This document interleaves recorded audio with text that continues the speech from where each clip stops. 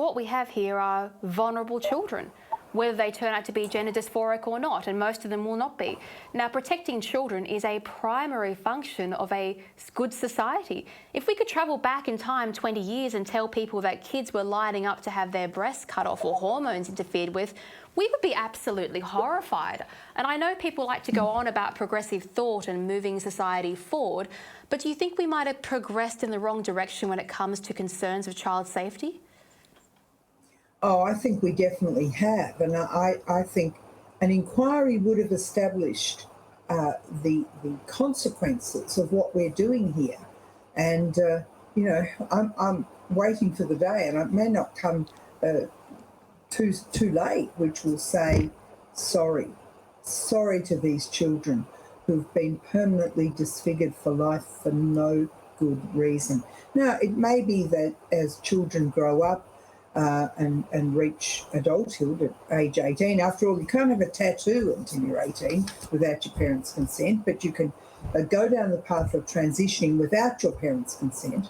And how do we expect sometimes quite young children to be making these decisions, life-changing decisions, which they're not fully cognizant of the consequences? And I think it's wrong, it's cruel, and we need to rethink it. And an inquiry was a way of making sure we could bring every expert, medical expert, legal expert, because in many cases now these have become legal issues, from around the world, to make sure we're doing the right thing by our children. Clearly we're not at the moment, in my view.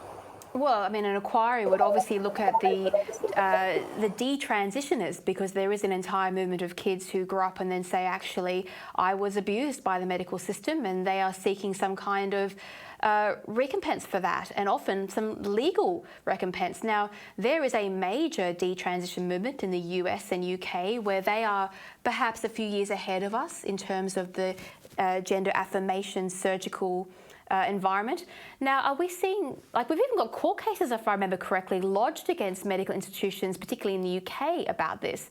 Now, Beverly, is Labor in Victoria listening to what's going on elsewhere in the world, learning the lessons of the UK and US, or are they just pushing blindly ahead as if this is the only way that we can go forward?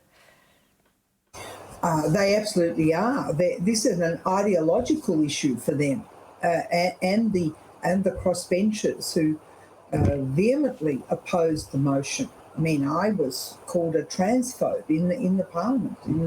I did ask the Greens member to withdraw it, but they sometimes, the left just give out labels if they can't beat you with actual legitimate arguments, and that's a shame, because this is a really serious issue. And the proponents of transitioning surely would have had nothing to fear to go to inquiry. If they're on the right side of the argument, that would have come through. Nothing to fear from an inquiry, from a proper investigation. But clearly they were not prepared to have their arguments put to the test.